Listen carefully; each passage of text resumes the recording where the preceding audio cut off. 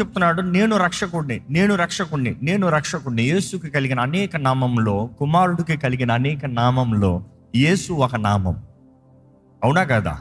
కుమారుడికి కలిగిన అనేక నామంలో యేసు ఒక నామము. ఆయనకి ఇంకొక పేరు ఉంది, ఇమ్మానుయేల్. ఆయనకి ఇంకొక పేరు ఉంది, ఏంటి?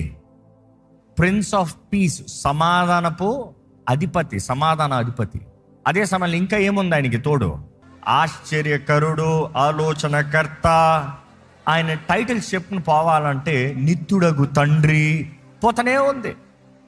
ఈరోజు మనము పరీక్షించుకోవాలి, what dimensions do we know Christ? యేసుని ఎలా ఎరుగున్నాం, లేకపోతే కుమారుణ్ణి ఎలా ఎరుగున్నాం?